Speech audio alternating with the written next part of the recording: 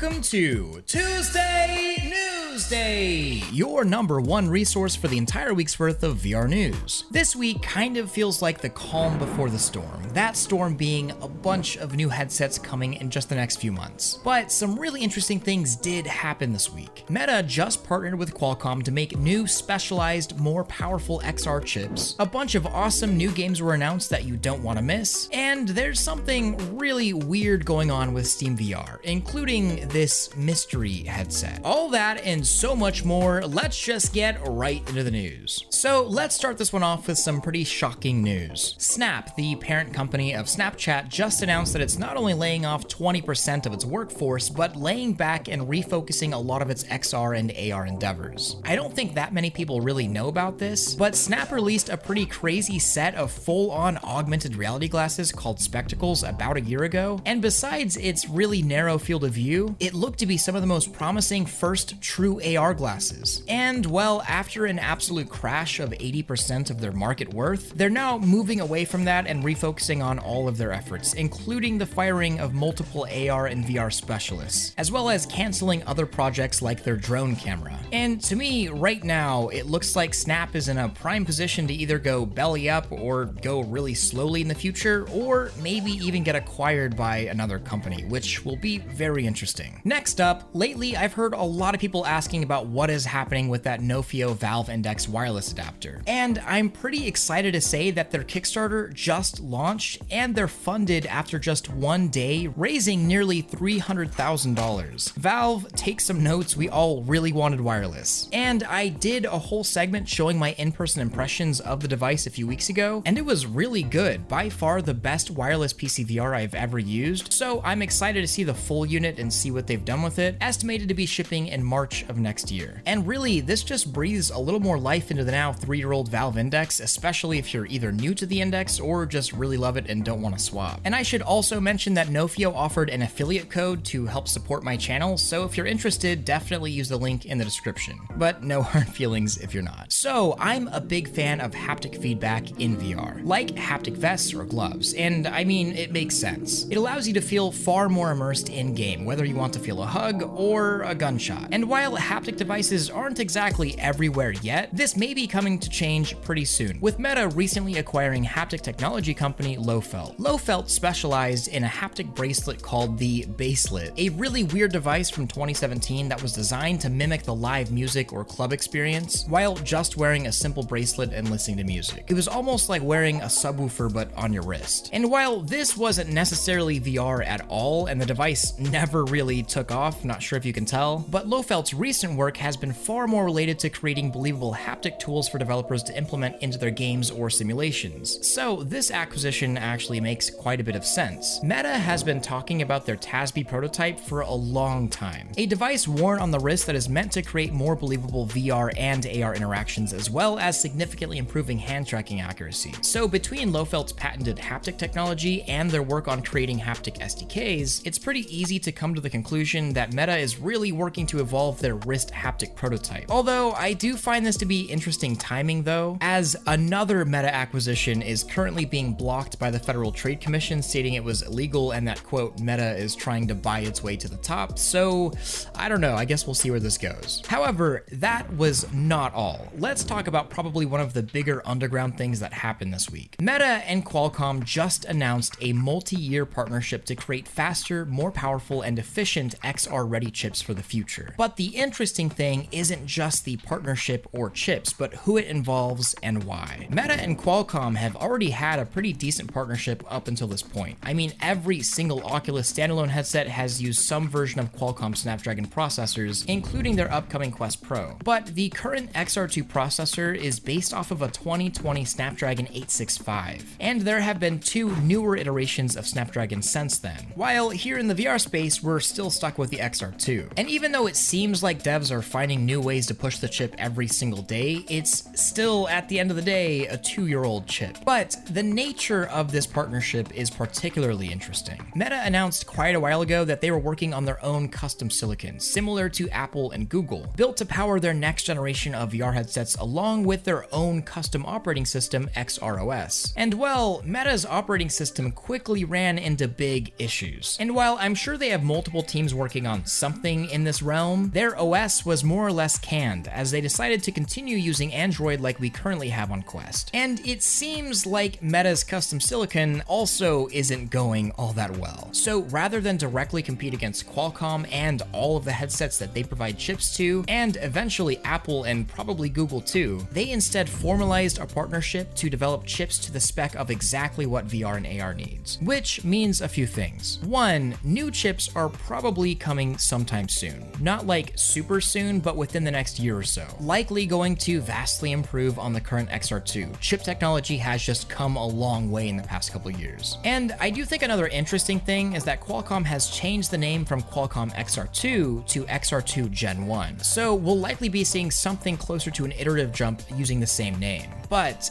this whole deal means something else entirely. This is a multi-year agreement to work on custom VR processors. However, it's not just exclusively for Meta's headsets. Instead, for anybody that wants to put a Qualcomm processor inside of a VR headset. Confirmed by Upload VR, this is a general high-level partnership just to make better chips for the industry, which is awesome, but I'm also not gonna lie, it's just a much safer and smarter move than trying to make their own custom silicon to compete against everybody. And it's probably one of the more industry-friendly things that Meta has ever done, but really, I think Meta sees all of this competition coming and it's making them sweat, and they know that they can't get a custom SoC out in time, so it's better to join them and make the whole industry sweeter rather than swim against the flow. But other analysts state this is for a different reason entirely, to combat an upcoming common threat to the entire standalone industry that we know today. You know, the typical XR2 powered VR headsets that have just popped up everywhere from everyone. And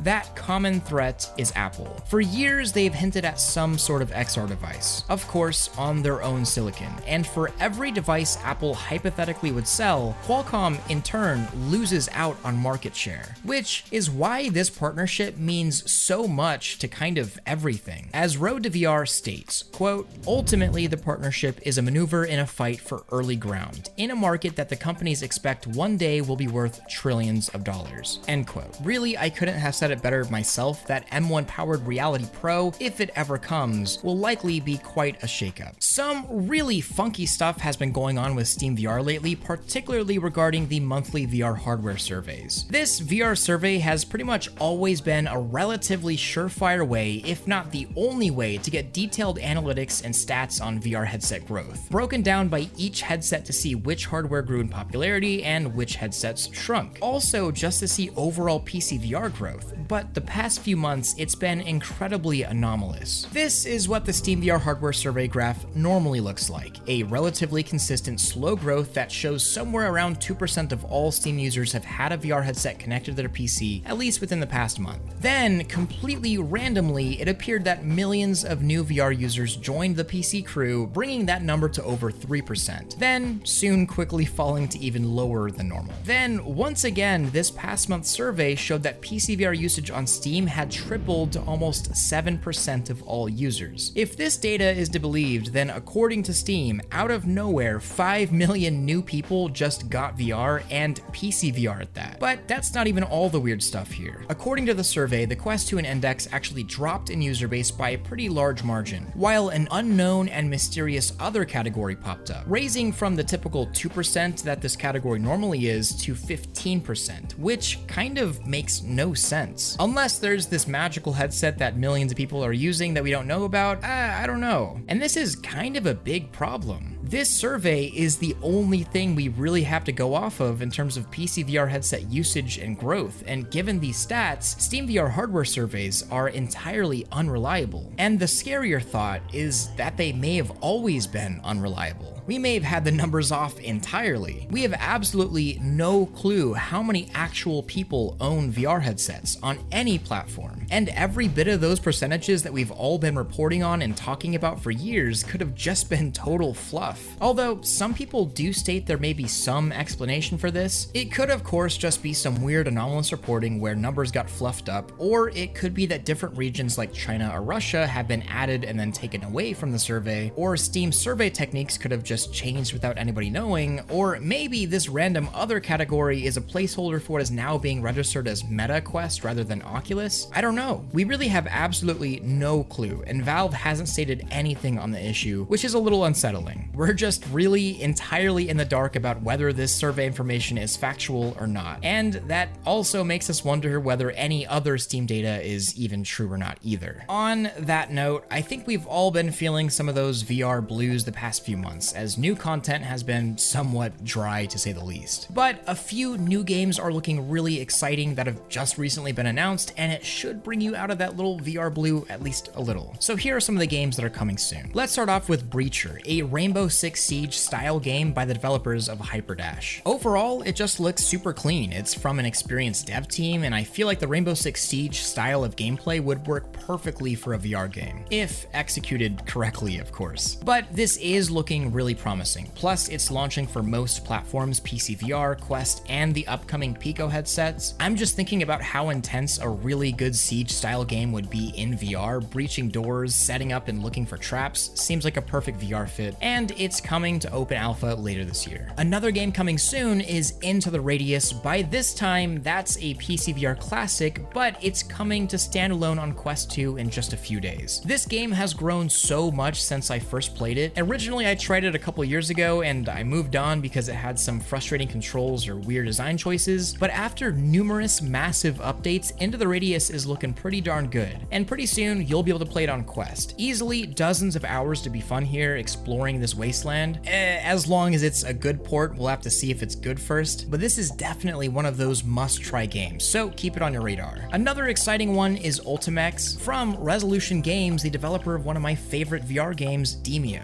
This is pretty much Rocket League, but in VR, which I know we kinda already got one of those, but unlike Knock, the other Rocket League game, Ultimex is coming on all platforms, not just Quest exclusive, and for totally free, which I dig. And real quick, I should also mention that we're doing a giveaway for a few VR headsets and a full water-cooled PC, and there's only 12 days left to submit your tickets, so if you are interested, get on that, links down below, and join up in my Discord for more information. Figured it would just be a fun, cool way to give back to the community for an amazing 600K celebration. But now it's time for question of the week from Kento. Do you think VR pets could one day be a viable substitute for real pets? Your kitty and bunny are adorable, by the way. And thank you. Yeah, Kikuo and Miku are both super sweet and they definitely keep us busy, but that's a super interesting idea. Imagine having all of the benefits of an animal or pet without any of the downsides, like cleaning up litter or picking up after accidents, or having your cat turn off your PC, something that I'm having to deal with. And yeah, I think for some people, virtual pets will definitely be a thing. It's like an AR or VR super realistic version of Nintendogs. But part of the joy of owning a pet is doing the things you don't want to take care of the animal, putting the work in to later feel their warmth as they come to cuddle you, which cleaning up virtual messes and warmth are all things that can be simulated, of course. But I don't think dogs or cats will go extinct anytime soon because we choose their virtual counterparts instead. And I could be wrong, but I certainly hope I'm not. What do you think? Would you trade in your pet for a hyper-realistic virtual one? But anyways, leave your question of the week down below and I may just answer yours next. Don't forget about the giveaway and the Discord link. Also, thank you to my Patreon supporters, especially my Omegas. I couldn't do any of this without you. Don't forget to like this video if you loved it, subscribe if you want more of this, and hit that freaking bell if you just can't live without it. Much love,